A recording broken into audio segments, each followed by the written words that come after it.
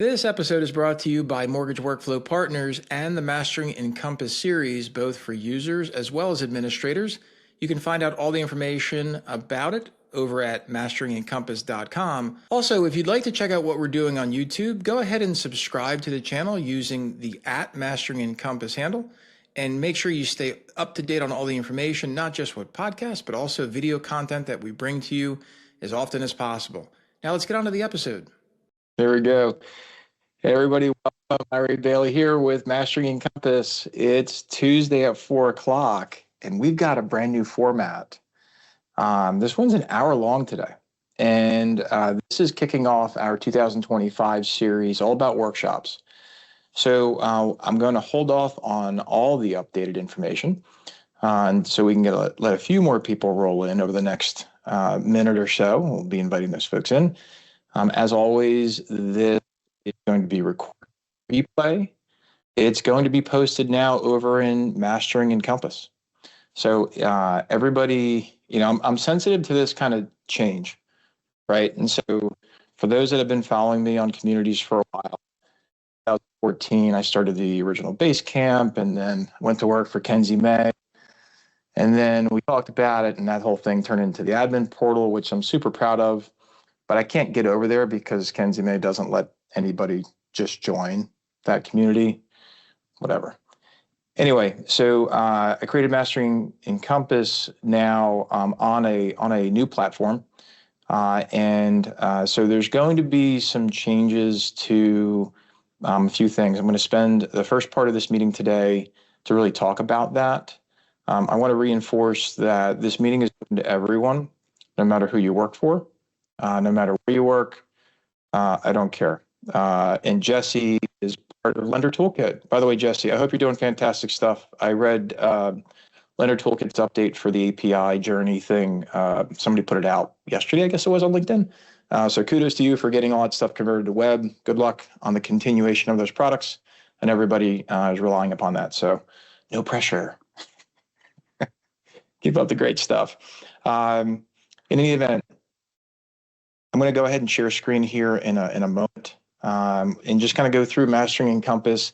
Everybody did get an invitation. If it totally is not cool that I just ported you over and you don't want to be here, I totally get it. Please just go ahead and cancel things out. I certainly hope that's not the case. What I'm going to share with you is that on the Mastering Encompass platform, it's a little bit more technical. It's got a better UI. It's got better responsiveness. It allows us to post things natively. So I'll finally be able to post native things like rules and forms and code. It also supports communication a little bit better, blah, blah, blah, blah, blah. The thing I really love about it is it's got a native app. I'm waiting for the iOS and Android store approval on that app now. I bet you can't guess the name. It'll be under Mastering Encompass with the two blue shaking hands. That's where you'll find it on the app stores when that comes out. And let me go ahead and share screen. We've got some folks that are joining in now, so I guess now's as good as any. Just a quick thing, again, when you come over and you land, for everyone is where you're going to be. New member info gives a ton of cards in here to kind of explain everything. So hopefully that's helpful. If you still find you're confused on something, please let me know. That means we've got to do a better job of explaining how to use the community.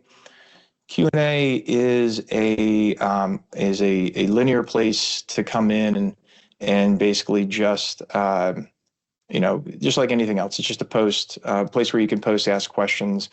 The reason why this is helpful in here, so like let's say we want to come over and search for super as an example.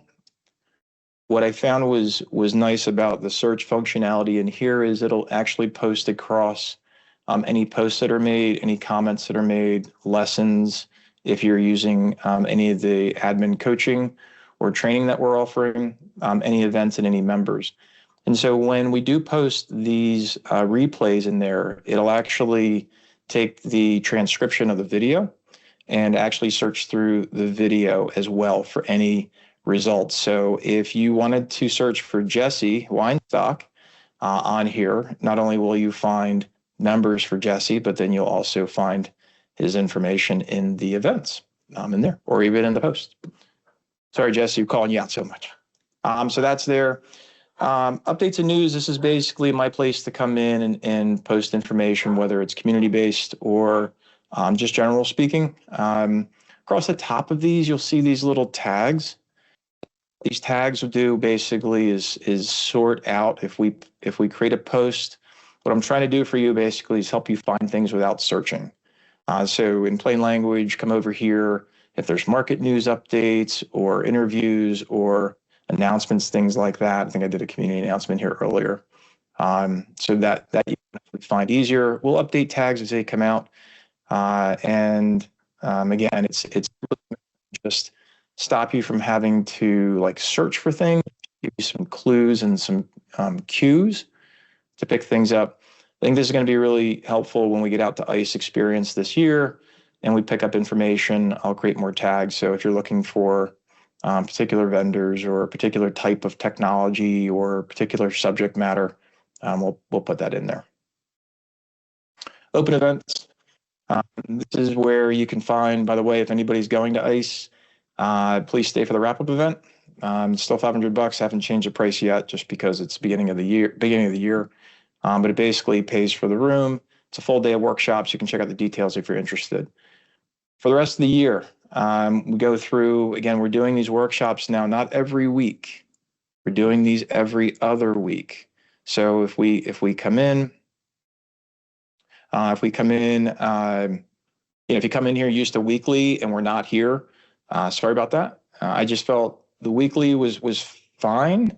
I think it was a lot for a lot of people. So every other week, and we're going to workshop based it. So the goal is, again, this is a community meeting. So ideally, if this subject matter is something you want to talk through, you kind of bring your own question to the meeting, right? And talk through it. Not just an hour of me talking. That's ridiculous. The whole point is to be a group conversation, just like the picture shows. So as we go through here, if anybody wants to talk about something, raise your hand. I'll take you off mute, and you can kind of go through whatever your thing is. That's the whole point of these workshops. And as we have anything special coming through, we'll go ahead and make an update in case something comes out like a major update or whatever. It'll be in there. Resource Center is meant to be a place where we can distinguish between updates and news. You'll see all the different kinds of tags that are in here. And these are built out with cards. So recently I dropped a KPI input form example, as well as for desktop, as well as for web. And the reason for that is I want to make sure that, again, we kind of, put my money where my mouth is, drop things in here that you can natively grab. Of course, I always encourage you to only put this in your testing environment. Not that I'm afraid of it, but that's there. Some other stuff I'll be dropping here soon. It'll be like a non-modal plugin that I built myself that I tried to share before. I'm going to reshare that because people probably can't find it in the mortgage community. But just things I think that will be helpful, things that we find are helpful on our projects. So we're helping people at Mortgage Workflow Partners. So things I think that you might find interesting. And if you need something, right? If you're like, hey, I'm looking for this thing, feel free to go over to Q&A and ask for that thing. So if you're looking for a particular way to manage a custom input form or a particular code for a business rule or whatever, just ask, and we'll put it over there. At least an answer. Sorry, Lou, but you're looking for every week. Join the admin coaching cohort. You can meet with me every week, as many times as you want. It's only $300 a month. That's no big deal. So all right, so let's get into today's event is. Let's go into today's events happening right now. So we're going to talk about how to perform proper workflow and technology and workflow reviews. And I put the if I can see more, basically put the agenda here on screen. And one of the things that I do for Mortgage Workflow Partners,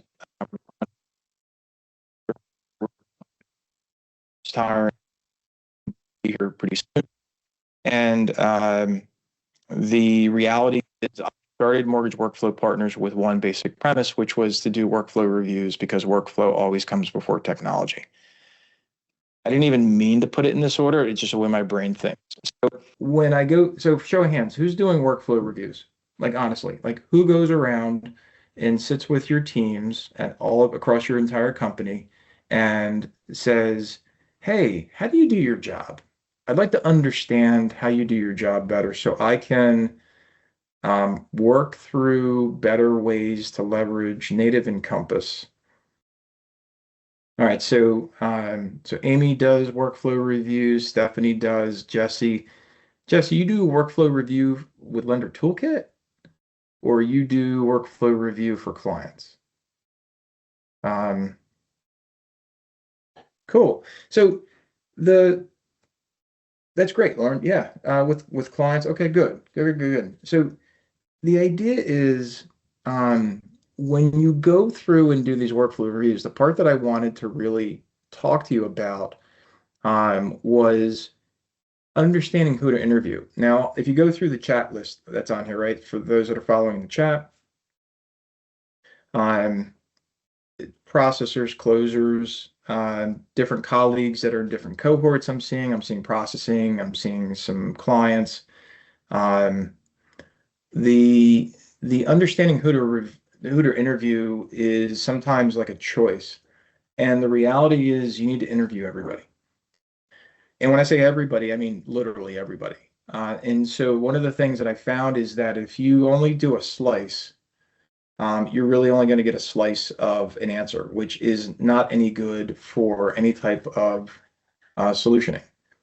Now, that doesn't mean to say that if you're having a particular problem, you should only interview, like you should interview everybody. What I'm talking about is when we do a workflow review, it's the whole company. And the reason why I focus in on that is because you'd be surprised how many times somebody over down here, wherever that is affected by something over in here, right? We see it, right? For those that do these reviews, you understand what I'm talking about. Um, so Renee, because this is, I appreciate you bringing up that term, Encompass Health Check. This is not an Encompass Health Check. And so when I'm talking about workflow review, I'm talking about the people doing the job. And so I'm gonna quiz you, everybody who's listening. If you're listening to this on replay, go ahead and throw a note in the replay notes in the comments. But how many processors, and I'm going to pick on the processing because it's easy, but how many processors do you think are using handwritten notes to process their loans? Now, if yeah, all. That's the correct answer. All of them, right? Most. No, Lou, but you're wrong. It's all. It's every single one. All right, now I'm going to ask you the question, how many underwriters do you think are using handwritten notes? Renee, I'd wager money that it's well above 80%. So how many underwriters are using handwritten notes? And for those that are putting all, again, so last year we ended up doing workflow reviews for about 20 different companies, all different sizes, both really small, like 5, 6 person shops, up to companies that have hundreds of employees. And every single company, without exception, has handwritten note taking as processors and underwriters. As a matter of fact, you're gonna probably all think I'm making this up, but I'm not. In one very large company, the processors are printing the loan approvals from the underwriters and three-hole punching them into a binder on their desk at their house. And so you would never know that if you didn't do a workflow review, since it's crazy, right? And so the reason why I'm bringing this up is because understanding who to interview is actually a trick question. The correct answer is you need to interview everyone, which I know is a resource problem for most. But you can stage it. So 2025, start with the group that you can interview, and then make sure you don't stop until you interview the entire flow. This is really important also from an administrator perspective, because how can you possibly administer a company that you don't know their workflow for? You could try and you might be mildly successful, but you're not going to be as successful as you could be if you understood your company's whole workflow, right? So that brings me to number two in methods of how to interview. For those that do interview, first of all, kudos to you for that. How are you interviewing? Are you interviewing in person? Are you interviewing on the phone? Are you doing a screen share? If so, with what? Um, so in the chat, if you don't mind putting any notes, what I'm looking for you to know is, in other words, how to interview. Screen share with AI. Note taker is great. I create electronic checklists and growing. Last place, they weren't even, okay, so there's some good notes here. I definitely recommend you using a screen share. I definitely recommend you using some type of uh, recording. So when we do workflow reviews, we use Teams and we run Copilot. So it's running an audio video recording, and then it's also doing AI summation. And then we're also taking notes. So we're also going through and we're actively documenting what we're finding. The important part about interviewing is asking a question and shutting up. And so when it comes to a method, what I'm encouraging you to do, I had to go through this with my own team members today, was it's very easy to, like, when I told you the thing about the three-hole punch and the book and all, and I again I'm going to recreate it. Like I heard it and I'm like, okay, well that's cool. Like you really have a notebook like on your desk? And they're like, yeah. And I'm like, do you mind like showing it to me? And I had them show it to me, and then I took a screenshot so I could have proof that it was real. This is a method of interviewing, and it's documenting what's going on. Um, and so what Luba just said in chat is real. The other method of interviewing is choosing who the interviewer is. It's really hard if you know the person and they know you, and you go up and you're like, all right, well, tell me what you do.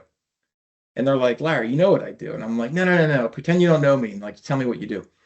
It's a totally different vibe and experience if I were to come in, or anybody here on the call were to come in and go ahead and um, and then ask that same question, right? So the idea would be that the method of interviewing is important to not only talk about the technology, but then also talk about how you're conducting it. So I would encourage you again, if you feel like you're a little bit too close to that person or that department, get somebody else to do the interview if you can help it. If you can't, do the best you can, but ultimately be on the lookout for telltale signs of holding back. Or somebody said, they might not actually, like Lib is like, they might not actually do what they usually do because they're afraid. Another method here of this is to make sure you're not interviewing managers. Like I don't, I don't want to talk to managers. Managers have a vested interest in giving best practice conversations. They might not even realize they're doing it. I want to talk to the people doing the work. Now, if you happen to be a manager who's doing the work too, I still want to talk to somebody else. The idea is that when you go through and do these interviews, get to the people that are actually doing the work. Again, those that have been around a while. It's important to get there. All right, so let's do number three. Technologies to assist with the interview. We kind of talked about that earlier, but I also want to talk about your note taking. So with the technologies, we use Basecamp, and the reason why is because I want to make sure that it supports screenshots and notes and everything else. So when you're going through, making sure that there's a cohesive place to conjoin your notes with your AI stuff like we talked about earlier, but then also with your recordings in one place. And the reason why you want this in one place is so that when we get to number five, the output formats,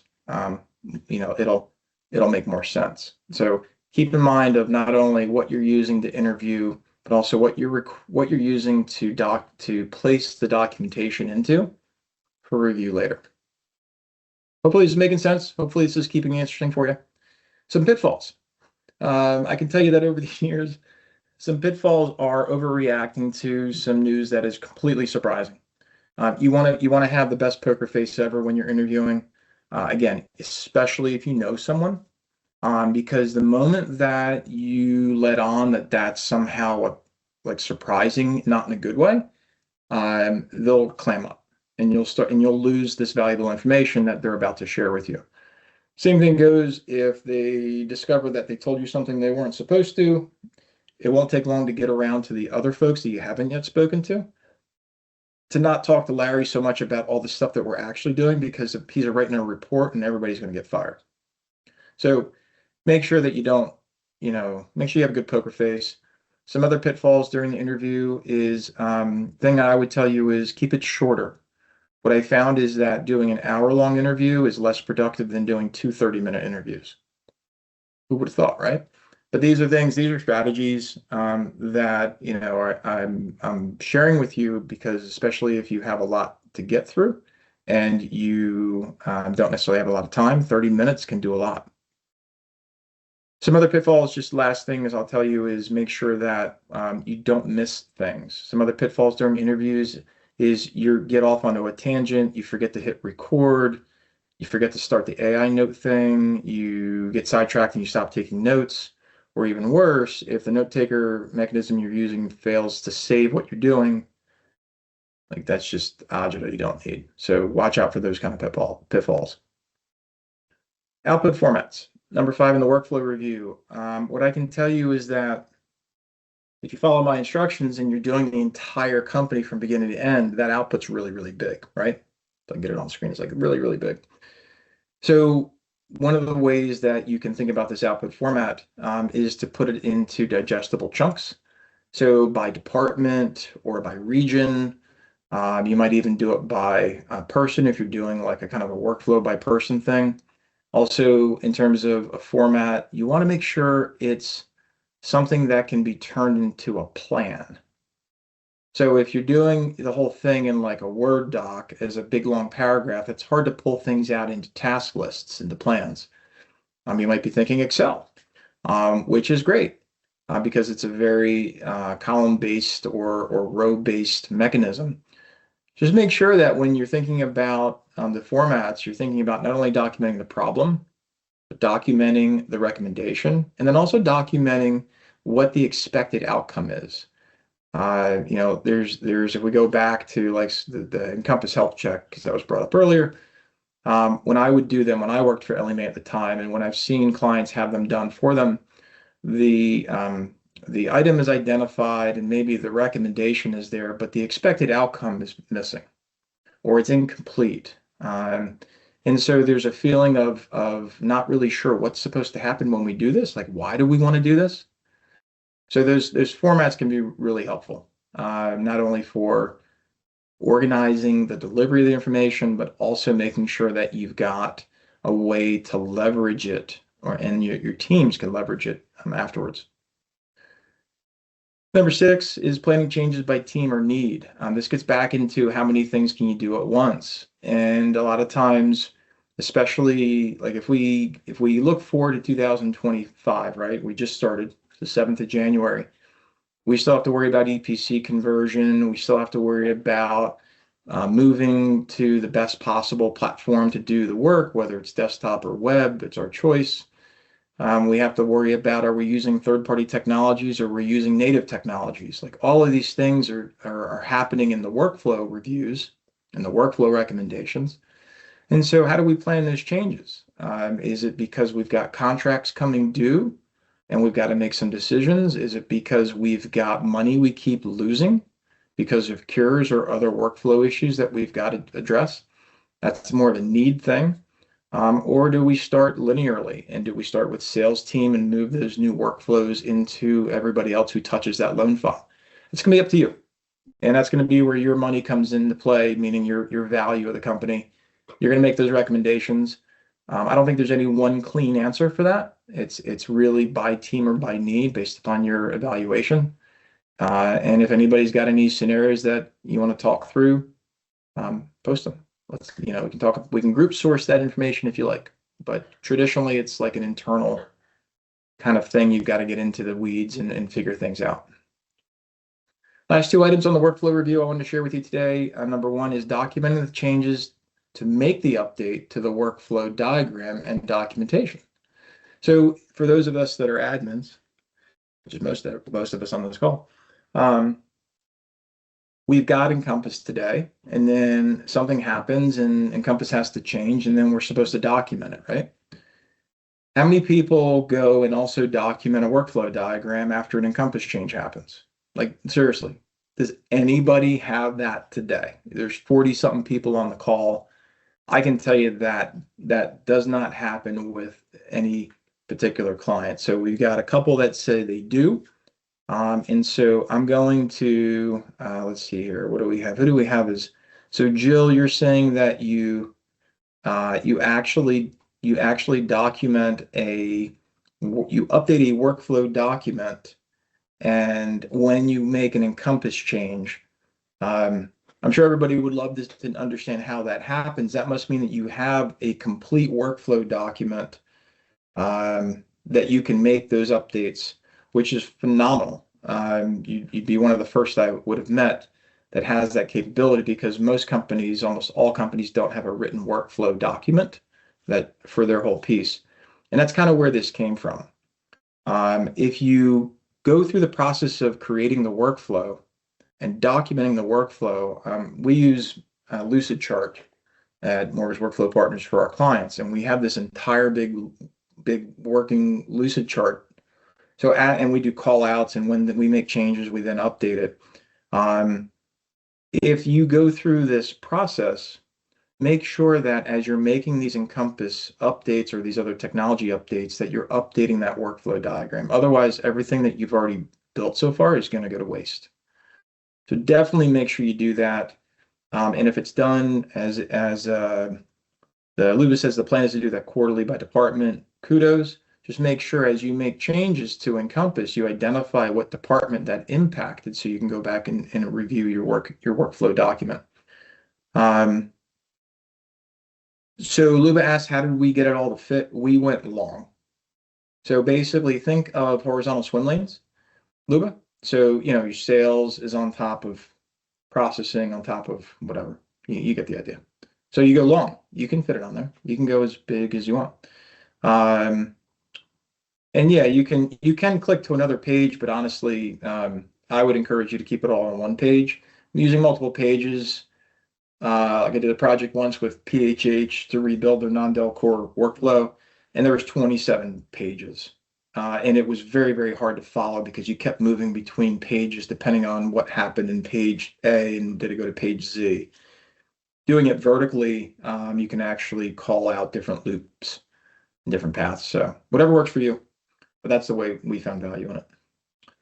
And the last thing speaks to exactly what we're talking about, leveraging the workflow diagram with training. So whether you're using Lucid Chart or Visio or handwritten on a whiteboard, as long as it's properly maintained and nobody accidentally erases it, make sure that you're leveraging that with training. I can tell you that the biggest missed opportunity is bringing somebody new into the company and they say, oh, no, I've been working with Encompass. I don't need training. To which I laugh at them and I say, well, you just joined our company. I'm not quite sure how familiar you are with our Encompass. Right. And so, and as an admin, hopefully that resonates. You've spent time customizing your company's Encompass admin or in company's Encompass administrative settings and workflow and custom forms and everything else. It's quite ludicrous to think that you don't need to offer training. You have to. Everybody's workflow is slightly different. And, so please, as you're going through this whole thing, you've taken the time to interview, build it, document it, maintain it. Please use it for training. So that's all I have for workflow reviews. Any questions before I move to technology reviews? And does anybody want to talk about their particular situation? I can take you off. If you want to raise your hand, I can take you off of mute. I just put everybody on mute so you don't have to worry about background noise and crap like that. So if you do, go ahead and throw it in, and raise your hand. I'll take you off mute. We can talk through workflow reviews. If not, we'll go on technology. I can tell you that before I move on here, I can tell you that beyond even there's no clear there's this is a very clear statement. I'll say it like that.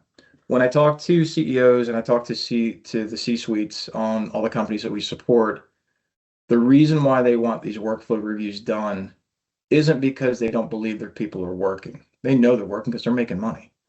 They know that there's gaps in the workflow that their own operations team can't or don't want to do anything about. So as a disruptor, which in some cases we are, we go in from the perspective of what should really be happening. Because of my background and experience and my team's background and experience, we can come in. I know it's really, really hard for you to do within your own company, especially if it's the people you work with. But it is real, and it does make a real difference if you can get that done.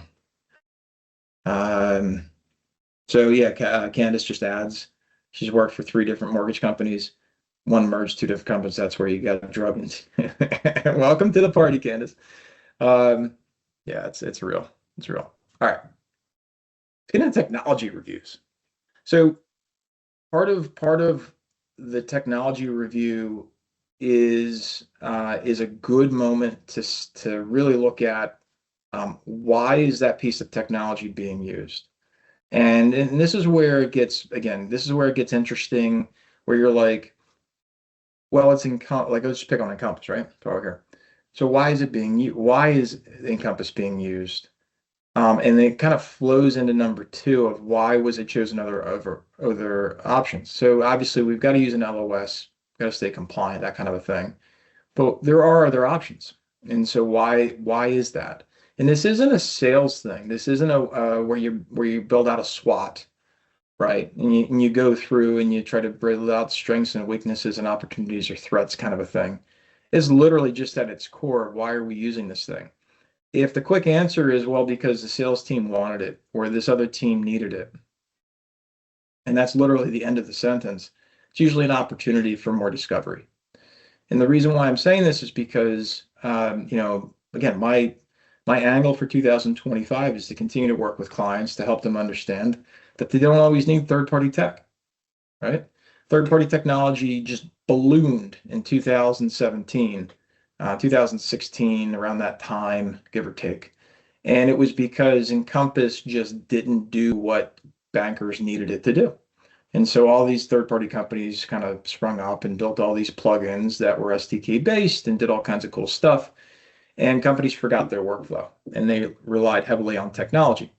At the same time, since then, really, we dealt with a lot of other technology companies that are, now building OCR tech or these kinds of things where they're trying to get to the data elements, or maybe they're in API integrations. All these kinds of ways to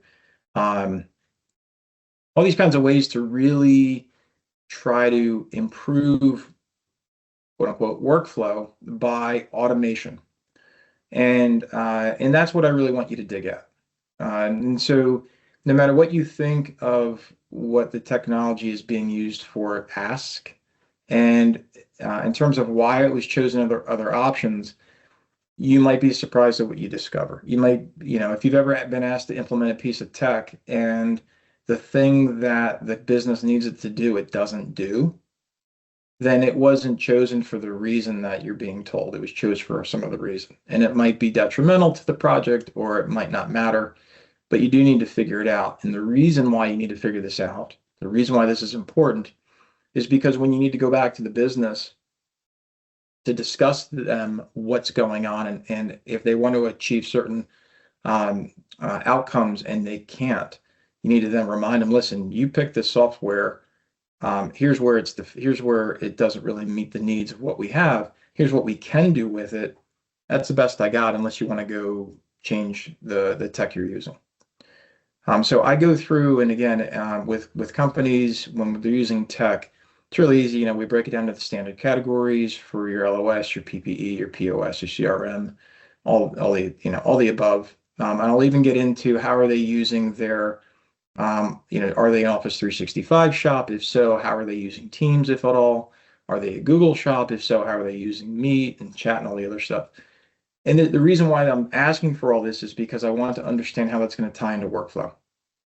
So going back to when everybody answered every processor almost and every underwriter almost is using handwritten notes. Why? The answer typically is because that's what they're used to. That's what they think is easiest. The reality is the technology they're using doesn't support their ability to not do that. Plain and simple. And so as an example, going back to this, I said to the company who kept the processor with a 3-hole punch, that kind of stuff. I said, guys, why don't we just give you an electronic ability to document your notes in a floating window, along with a floating window for some other things in a non-modal format. And you can now ditch the paper and you can put it into the file so that your notes can be seen by everybody so they don't have to keep emailing you to ask you what's going on. And everybody's like, oh, that would be really cool. I didn't realize we could do that. Yeah, I'll be glad to do that. Only way that I know it's happening is I go back and look at the notes in the files and I see that they're being populated and I can see that part of the workflow has been resolved. Does that mean that they absolutely stopped handwriting stuff? No. But the point is that stuff that they used to handwrite, my belief is that they are now spending less time making notes because they can now type electronic notes and now they can search and find that stuff within the loan file instead of a piece of paper. All right. Number 3, who's a subject matter expert on the technology? And are they the admins? Anybody ever had this at their company where the best person who knows how to run the piece of software is not the admin? Maybe it's your IT team is the admin, or maybe it's you, even though you have no idea how this thing works, so you have to go ask that person. This is where it gets a little bit interesting, depending on the level of authority for that. What I would always suggest is train the admin to be the subject matter expert, whatever that is.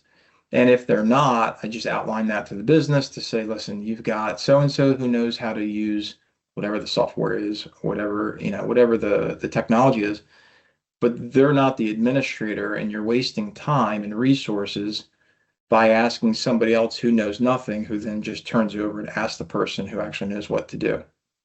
To which sometimes I hear, well, they don't have the authority. And I say, well, one of two things: either give them the authority or train the person who's doing the work to stop asking the person who's not getting paid for that knowledge. And it's usually a quick conversation, to get through that particular call out. Because again, the idea is we want to make sure that if something breaks, that admin is going to be the one who's responsible for moving your company forward. And if they don't know what to do, it's a problem. So I will always talk about who's a subject matter expert on that piece of tech. Are they the admin? If not, let's find out more about it. And if your admin does need more training, or your subject matter expert can transfer that training to the admin, or the admin needs more training, for God's sake, please get them the training that they need so they can do their jobs. That would be really, really helpful. Okay, so number 4, this gets into like the review part, right? I set the stage, I kind of set the foundation for some general information, but number 4 is really important. Does anybody have Optimal Blue? Anybody use Optimal Blue, or the admin for Optimal Blue? Right? Should see like 85% X people say yes. Do you know every setting? Or do you know enough to get you through the job that's asked? And then if you need to know more, you'll go ask support.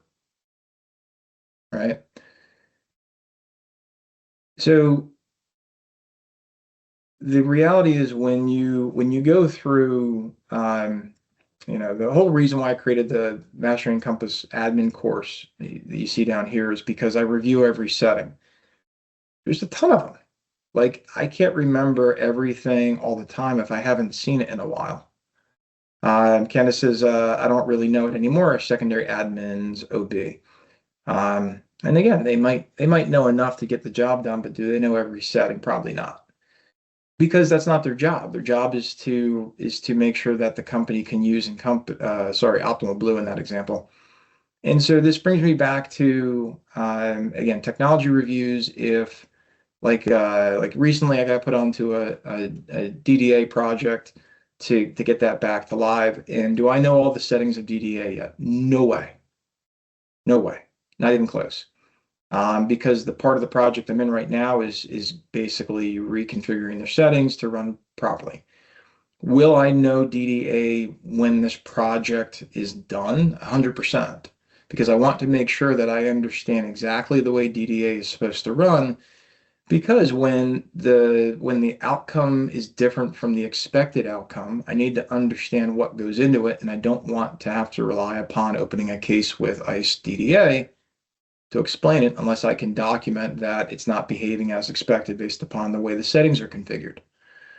So when I go through the review, these technology reviews, it's also about making sure that you can go through the technology and making sure you can document, are the settings configured appropriately? So if you're using, again, anything, whether it's an off-the-shelf kind of piece of software from a third party, or it's something that's ingrained into your Encompass because of whether it's ICE Mortgage Technology or another provider that's integrated, please make sure you understand these settings from top to bottom when you go through the technology review. And what you're looking for is something misaligned, because we could have a situation, and it's not uncommon to happen pretty much every week, where a user's complaining of an outcome or a client's complaining of a situation, and we go look and we're like, well, why is this setting this way? And nobody can answer.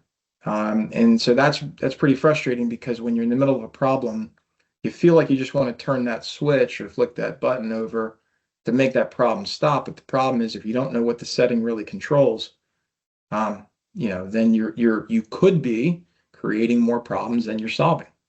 Luba asks, do I have an example of what a technology map should look like? You mean a technology review? I don't know what you mean by a technology map, Luba. When we go through technology reviews, we simply list out the technology, why it's being used. And so it's more of think about like a workflow review where you list out like the steps that they take. Same kind of thing where you're listing out the technology. You might want to group it by, again, like, POS, LOS, PPE, like what does it do in the tech stack? What does it do in your workflow? And then and then go from there. I'm not quite sure what you're looking like or looking for. There are some times where in workflow review, especially if it's like a piece of tech that's being used to go fetch something. Like, as an example, if part of the workflow for the loan file is, if it comes in with VOE, VOI, and VOA, it goes right to underwriting. Like, that would be a call out for a piece of technology that's used in the workflow to basically, instead of going from sales to processing, goes from sales to underwriting. It might call out technology there in the workflow review, but typically, I don't know if that's what you're asking, but that's the only place that we would really map technology. And then the last part here really is plan of actions following the recommendations report. Guys, I really can't express that if you go through all of this work and you don't actually create a task of when something is going to get updated and a due date and a person who's going to be doing that work, this ages really quick. Everything on here that you see on screen ages pretty quick. It's typically got a 3 to 6 month lifespan in our business, which is a lot. It sucks because we're always moving. Encompass is updating once every 3-4 months, right? So that's going to wrap up into here. We've got a ton of folks that are changing their tech based upon API integrations. I mean, again, I'll point out Lender Toolkit because we had Jesse here for a little bit, but they're updating all their technology. Like, every single piece of tech is getting updated. Kenzie May, looks like they updated everything to Infinity Tools. Lord knows how that stuff works anymore. I don't know. I don't work with this stuff, so I have no idea. They're just two technology providers. I just worked, like I said, I worked with Gridbase earlier today. They sent me their guide on how that works and how that integration works. Their EPC integration, completely different than others. Fortunately, it's familiar, so I went through it and got it done in 5 minutes, but the point is, it's still different. How they set up their user credentials and their company credentials is uniquely different than other companies in EPC. So understanding how how these things are set up, and how these uh, settings work from top to bottom, very important. And then as important is you need to stay on top of it. So if you're using a piece of technology, again, this is high level stuff, and I know it's a lot of work, and we've usually all got too much to do anyway. But making sure you're staying on top of those updates and those release notes just as critical. I know for some of you that follow the release notes walkthroughs that I do every time we get something updated for an ICE product, I do that for two reasons. Number one, I do it for me and my team because I want to make sure I actually read through it and understand it and ingest it. And then number two, if I can speak it back out loud and record that and share that with others, I know it's going to create value for others, but it's also going to reinforce this method of learning, which is multiple ways of learning, tactile and an audible and visual. So if you put all this together, what you're really looking at are two separate kinds of documents, Luba, to answer your question earlier. This one right here is a visualized workflow chart. Again, you can use Lucid or Visio or anything that looks like that, along with either a task list. I've seen people turn this into, again, whether you're using a Microsoft product or not, or third-party product. Again, we use Basecamp, and everything gets turned into a task, and it's broken up by department or it's broken up by initiative.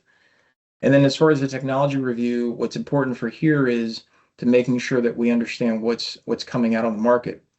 For those that have companies going to ICE Mortgage Technologies conference in March, your CTOs or those people that are representing that are going to be looking for what's new.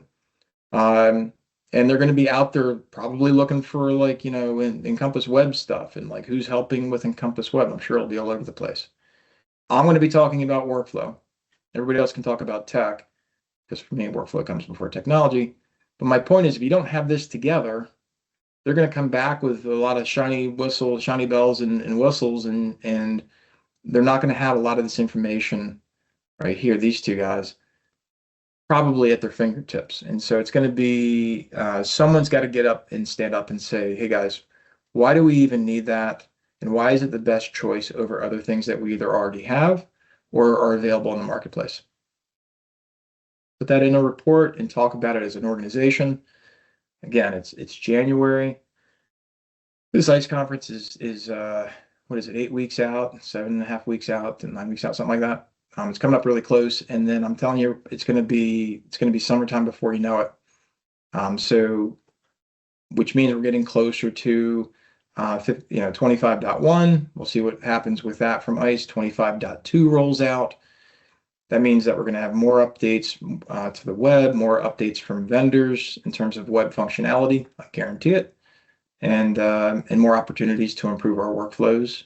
And ultimately, I think consolidate our tech stacks to be more efficient for things you probably already have, whether they're native in Encompass or the technology providers that you're using. Maybe they come up with some innovative methods to keep you using their products instead of turning elsewhere. So that's what I have for today. I know it's a little bit longer than usual. Hopefully the format wasn't boring. Was this does anybody want to talk about like technology stuff? Like again, I know normally it's like me just blah, blah, blah for 30 minutes and you guys leave. And I don't give you enough time to talk. So does anybody have any comments, suggestions, things they want to talk through, questions they want to bring up to the group for yourselves that's not on chat where you come on mic? Kathleen asks, what do we use for change management? So Kathleen, I'm going to ask you, what does change management mean to you? What does that mean? And I'm not being facetious, right? I'm being sincere. Do you mean documenting the changes, like documentation? I knew you were going to say that. But okay, so I'm going to answer the question generally speaking. Everything that we use is in Basecamp. So our change management is in Basecamp and in the notes that in the places in the notes in Encompass for that. Luba uses a spreadsheet. And the reason why I don't recommend that tool, just like I don't recommend any other spreadsheet tool, is because you can't do attachments. Now, Smartsheet, I used Smartsheet 12, what year is this, 24? 12 years ago, back when it was a brand new company, The Smartsheet was great because not only could you treat it like Excel, but you could also add attachments and you can put comments into it. So I love Smartsheets. It's expensive. Um, so I would tell you use something that's not so expensive. So somebody said we use a ticketing system.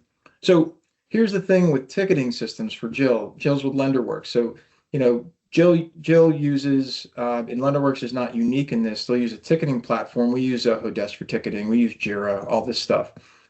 And those tickets are fine. But again, how does it come back into the overall workflow review and the overall technology review? And so whatever you're using, the takeaway is make sure that you're able to build up some cohesive lists so that as you're making these changes in change management, you've got the ability to tie it together. Jesse made a comment, change management is a process issue, not a technology issue. Couldn't agree more, right? And so that's why I asked, what is change management? Because when somebody asks that to me as a client, they're like, well, what do you do to document our changes? I say, well, there's two ways we find out that you need changes. We get a support ticket or we have a conversation. And all of that stuff falls back into, for us, Basecamp, into their project so we know what's going on. ClickUp is another way. It's a project management suite. So that's, Jennifer, I'm glad to see you using that. As long as it documents everything into your workflow review, keep at it. And she says the whole bank uses it, not just the mortgage department. Oh, for Jira. Yeah, it's normal. And so that becomes confusing too, right? Like, how do you distinguish between Jira tickets or support tickets for one workflow versus the rest of the bank? Your IT team wants to use this one thing because it's all in one, but you can't segregate out the changes. It's hard. It's hard. Oh, Smartsheet. I'm sorry. Yeah, same thing. It's when you're using one technology solution for change management, just make sure it ties back into your workflow. Lewis says, I want to go build a Google site that can service both users and update. You could. I got to be honest with you, Luba, it's a lot of work and probably not a lot of value. I got to be straight with you. Users don't care, right? Management cares. Users want to kind of maybe know what's going on, but they usually don't care. They just want to do their jobs. So if you go back and through and you use a workflow diagram for training, that could work, in my opinion. Candace says tickets, Word, Excel, shared drive with how-to docs, BombBomb videos, all changes go into our ticketing system. Totally fine. Candace, at the end of December, were you able to pull out a consolidated change management report that showed everything that changed, why you changed it, and the appropriate impacts to your workflow? Of course not. So it's not a system, right? A lot of tech, but there's no actually cohesive outcome. And that was the whole point of today's event, is to let everybody see what's going on. So everybody here live that's been able to be part of this, thank you. And that's what I want to really share. Luba asked, so how do I do that with Basecamp? Well, I leverage everything back into a workflow documentation. So as we're making changes, Luba, I can see the changes done by whatever review period I want. We can see which tasks, like a ticket, or which projects were finished, started or finished during that time. But ultimately, when we roll out the workflow document, we know what people are supposed to be doing right now. And we know what that document looked like at the beginning of that review period. So again, Basecamp is the place where we document it all in one. But in terms of looking at and that's also where we can print off the report for what changed during that period. But that for us, the final thing really is making sure our workflow is updated. Justin adds, Jira is okay for sprint cycles, but not necessarily documenting. Yeah, I don't know. You could possibly use it, Justin. Again, it's just change management, as Jesse said, it's a policy, right? It's an event. It's not necessarily a choice of technology. Renee says, very small lender, so we record change management in Teams via Excel. Yeah, and again, look what works for Renee, right? You're picking a piece of technology, but more so, you're making sure everybody can kind of see what's happening and when it's happening. And I think that's the important part here is as you're going through these changes, depending on your size of your organization, make sure it's not invisible. Make sure it's very, very visible to everyone.